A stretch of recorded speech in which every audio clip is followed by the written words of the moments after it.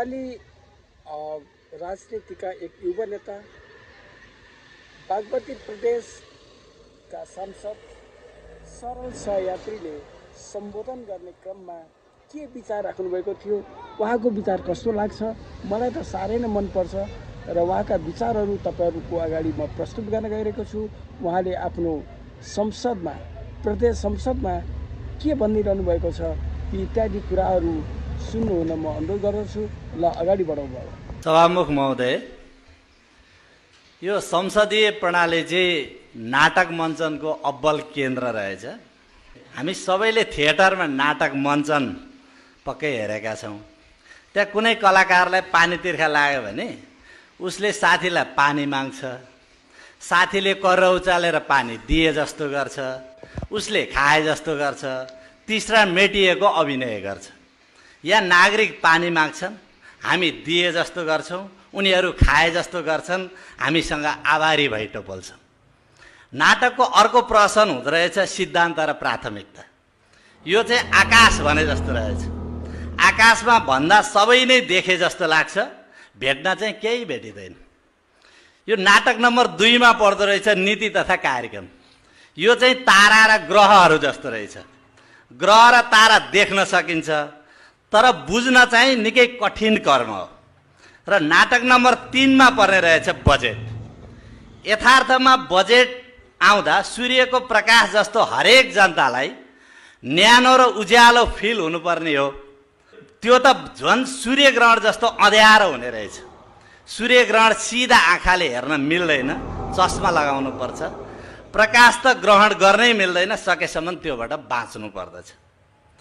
अब आउने बजेट चस्मा लगाएर पनि किन देखिँदैन भने जम्मा जम्मी 35 अर्ब हाराहारीको पुँजीगत बजेट भएको प्रदेशमा 13 अरब अस्ति नै अनगिन्ती साना खुद्रे योजनाहरूमा करोडौँ रकमान्तरण गरेर 243 वटा नयाँ योजना र अन्य बहुवर्षीय आयोजनाको नाममा स्रोत सुनिश्चितता गरेर सेटिङ मिलाइसक्यो। त्यसकारण बजेट अस्ति नै घोषणा भइसकेको छ। र मलाई लाग्छ पिटिएमटी सडकहरू जस्ता गुरु योजनाहरूले अस्ति नै लाज मानिसक्यो जस्तो लाग्छ। मैले किन नाटक भनेको भने हाम्रो नीति, कार्यक्रम, बजेट प्रस्तुति र छलफल भनेको पहिला कसैलाई टाउको काट्ने, अनि टाउको किन काटियो, काट्नु हुन्थ्यो कि हुँदैन थियो, टाउको छिनाउँदै गर्दा उसलाई कति दुख्यो होला भन्दै समीक्षा गरेर थलो रहेछ यो प्रणाली। पहिला नीति, कार्यक्रम, बजेट सबैको किताब छापिसक्ने, त्यो बाँडिसक्ने, अनि कति न के नै गर्छु जसरी माननीयहरू बहस गर्ने, एक शब्द पनि नफेरिने, योभन्दा ठुलो नाटक के हुन्छ? कमरेड लेनिनले यसै कारण भन्नुभएको रहेछ सांसद भनेको खसीको टाउको झुन्ड्याएर कुकुरको मासु बेच्ने थलो हो।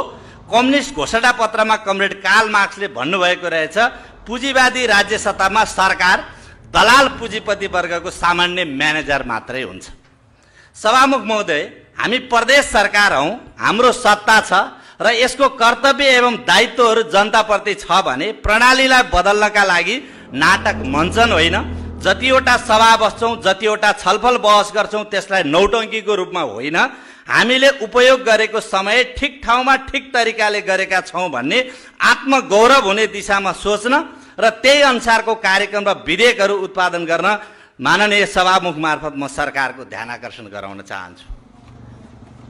यो नीति कार्यक्रमको बारेमा मैले के बोल्नु? केर्नको नीति 2013 सालदेखि कपी हुँदै आएको छ। हाम्रो प्रदेशमा 76 सालदेखि सङ्घको छायासहित कपी हुँदै आएको छ। राम्रा कार्यक्रमलाई दीर्घकालीन योजनामा निरन्तरता दिनु नराम्रो होइन, तर कार्यान्वयन र परिणाम के भइरहेको छ त्यो मुख्य कुरा हो। हाम्रो नीति र बजेटले अस्पतालको घर बनाउँछ, बिरामीको उपचार गर्दैन। खेल मैदान बनाउँछ, खेलाडी उत्पादन गर्दैन। विद्यालय बनाउँछ, दक्ष जनशक्ति उत्पादन गर्दैन। सिंचाइ र खानेपानी ट्याङ्की बनाउँछ, पानी आउँदैन। पाउडर दुध फ्याक्ट्री बनाउँछ, उत्पादन हुँदैन। तरकारी सङ्कलन केन्द्र बनाउँछ, तरकारी सङ्कलन गर्दैन। यस्तै यस्तै प्रवृत्ति हामीले निरन्तरता दिइराखेका छौँ। मेरो दृष्टिमा दरबार मात्रै घर होइन, झोपडी पनि घर हो।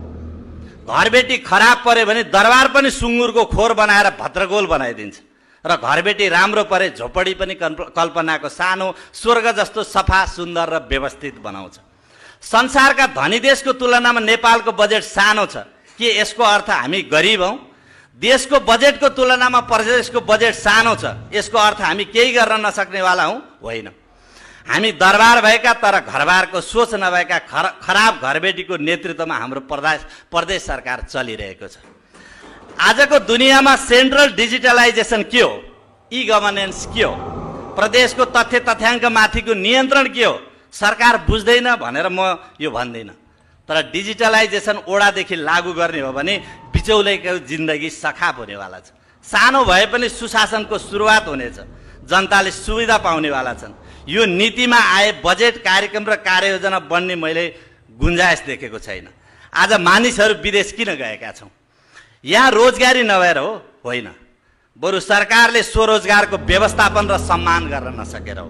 तपाईँलाई सामान्य तथ्याङ्क भनिदिउँ, करिब 12 लाख मध्ये धेरै हस्तकला व्यवसायी तथा स्वरोजगार नेपाली मध्ये झन्डै 6 लाख बागमतीमा बसोबास गर्छन् र लाखौं चालक सहचालक छन्। विभिन्न व्यक्तिगत पेसा व्यवसाय र निजी कम्पनीहरूमा कार्यरत छन्, तर उनीहरू सबैलाई राज्यको व्यवस्थापनले चिन्दैन।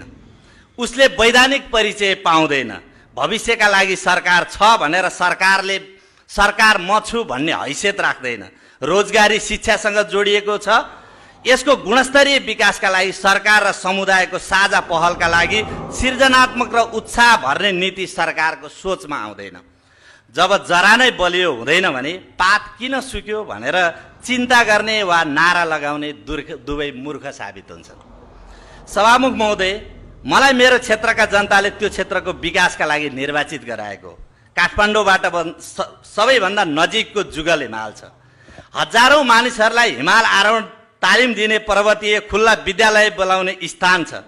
गुरु पद्मसम्भवले साधना गरेको नेपे मसाल छ, जसलाई देवताको पनि स्वर्ग भनेर चिनिन्छ।